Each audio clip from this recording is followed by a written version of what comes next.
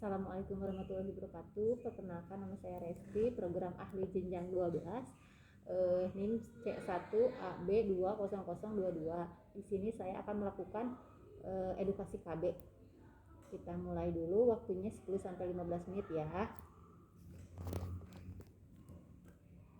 Assalamualaikum Ibu, perkenalkan nama saya Resti. Ibu udah datang ke sini mau apa Bu?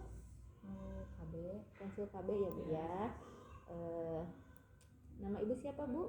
Iya. Ya, Ibu Tia, kita jelaskan ya. KB itu ada 7. Yang pertama IUD ya. Apa itu IUD? Adalah alat kontrasepsi yang dimasukkan ke dalam rahim. Terbuat dari plastik fleksibel. Beberapa jenis IUD dililit tembaga, ada yang berisi hormon golongan progesteron atau IUD bertembaga dapat dipakai selama 8 tahun. Nanti kalau udah 8 tahun bisa dibuka ya Bu ya.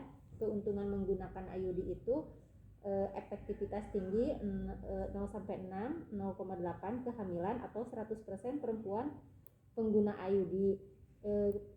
Praktis, efektif, dan ekonomis. Kesuburan dapat segera kembali jika IUD telah dibuka ya Bu ya.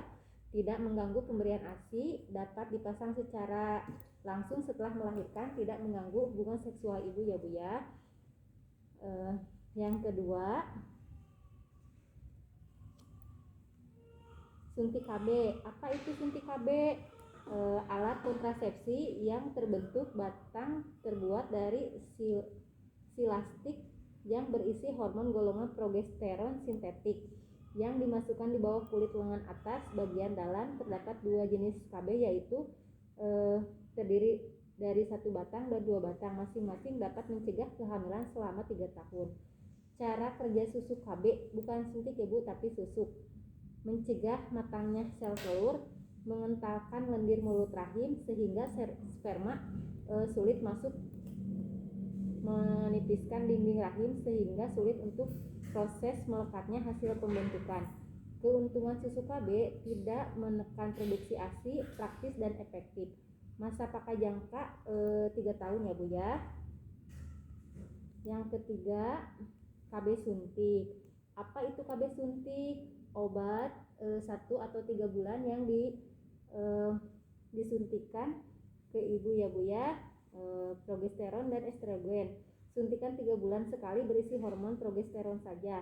Untuk ibu pasca melahirkan. Ibu kan udah melahirkan ya Bu ya, bisa dianjurkan ini suntik 3 bulan. Yang keempat,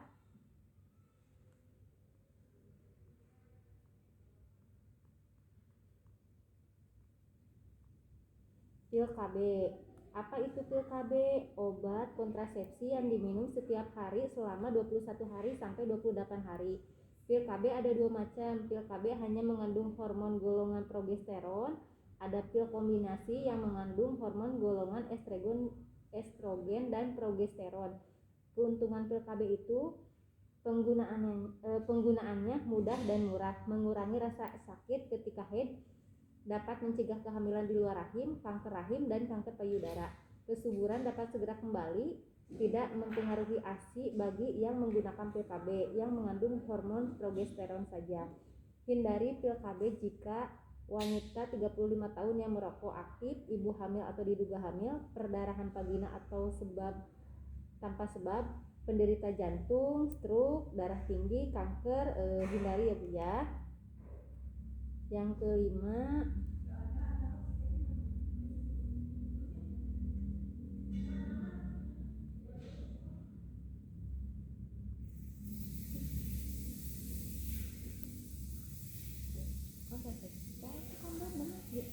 ada tubektomi. Yang kelima itu tubektomi. Apa tubektomi? Itu pengikatan tuba atau saluran telur atau pemotongan saluran telur agar sel telur tidak dapat dibuahi oleh sperma. Cara kerja tubektomi, perjalanan sel telur terhambat karena saluran sel telur tertutup. Keuntungan tubektomi, jangka panjang dan efektif, tidak ada efek samping jangka panjang dan tidak mengganggu hubungan seksual.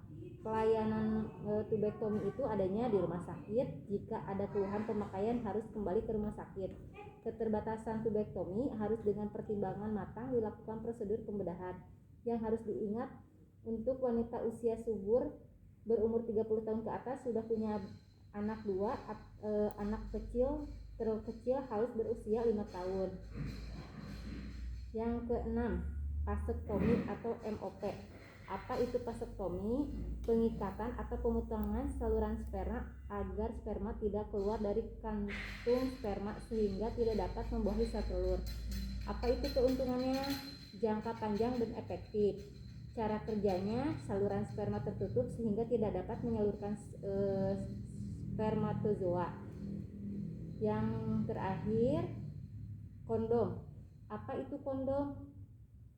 Sarung karet tipis, latex atau penutup penis yang menampung cairan sperma pada saat pria berejakulasi. Cara kerjanya, metode Berrier mencegah pertemuan spermatozoa atau sel mani dengan ovum sel telur pada waktu bersenggama.